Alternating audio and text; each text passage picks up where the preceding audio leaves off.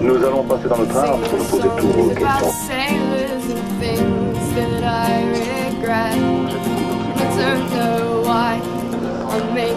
So we've arrived in Belgium, in Brussels Central Station, and everything here is in French, German, Dutch and English. Destination de Namur et Luxembourg de 18h. And it's got me thinking about EU and how Brussels is the centre of Europe. Really. But I know we'll be alright. But Brussels isn't only the political centre of Europe, it's the economic centre of Europe. It's where the EU is based. It's where we conduct all of our common economic policies, which include labour law. Recently in Belgium there was a court ruling that footballers in Belgium should be treated the same way as normal workers do in the EU, normal workers do in Belgium, meaning clubs can't receive transfer fees when they sell players, which at the moment, particularly as it's somewhat of a feeder league without meaning to offend, that's a major source of their income and it could have detrimental effects for their clubs. And with the lack of transfer income, it means that clubs will have to rely more on gate receipts, on branding, on all that. A bit like an FFP.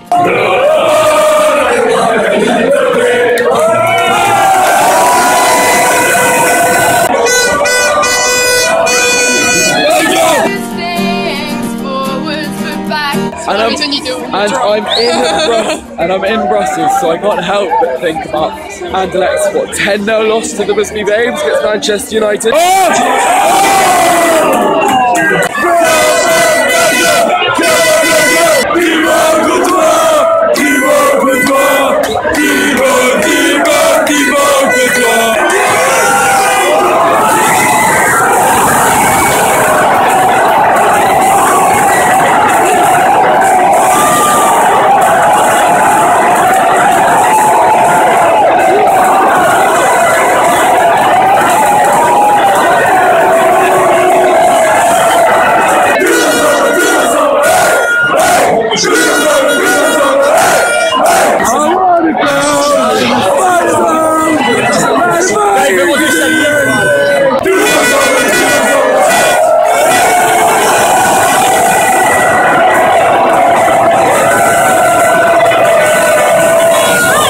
Common criticism of FFP is that it means that the clubs that have higher revenues, the super clubs, the Manchester Uniteds, the Bayern Munich, will be even better. There'll be an even bigger inequality gap.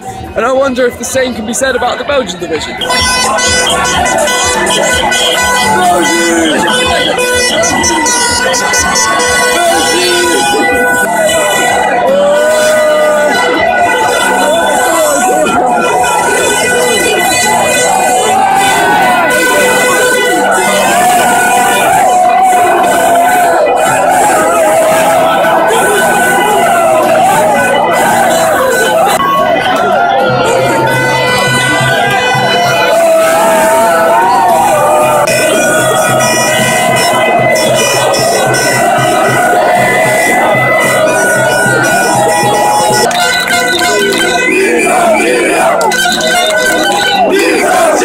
But then I got to thinking about this common criticism of FFP.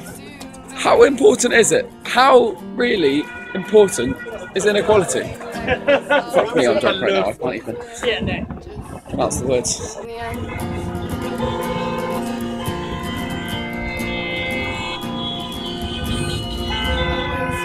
And I don't really have an answer to this question. I'm not sure that inequality is a good or a bad thing, but people instantly jump to the assumption that a more equal league, a league where the 20th team is more likely to beat the first team, is a better league, and I'm not sure that's true. If you look at a league like the Norwegian league, sure, that might just be bad because maybe the labour quality is bad, the quality of the players isn't as good, but it's also a very equal league where any team can win any year.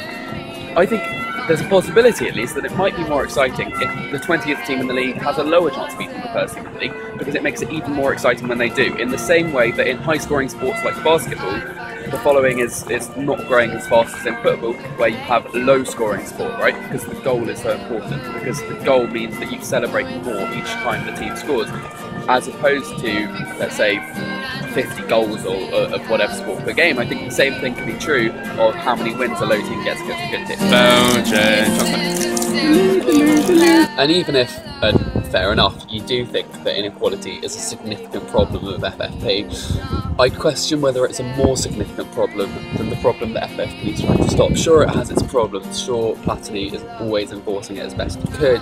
Sure, it does create a divide between the bigger teams that can generate their own revenues and the ones that can't. But it's there to stop the PSGs. It's there to stop clubs gain exogenous backing and from nowhere do extremely well, where clubs that were trying to earn a quote-unquote honest living can't do as well. And I think maybe the prospect of not having PSGs in the future, without meaning to offend clubs that are of that sort, is worth some inequality in football leagues, even if that's not for you. And I wonder if, in a landscape where TV deals mean the likes of Portugal, Italy, Spain, Germany, England, France are moving away from the arguably lesser leagues, the Scandinavias, the Scotlands, the Greek leagues. TV deals mean that they're gaining more revenue, they're able to bring better players in, and maybe FFP is just bringing forward the inevitable. And that brings us back to here, in Anderlecht, where I've just been told to stop trespassing by a Belgian security guard. You can sleep on that if you want really set alarms, because you don't want to stop. We've got massive transfer times, you can sleep there as well. Ruby, what does that sign say? I found love. It's just complicated. It's a song.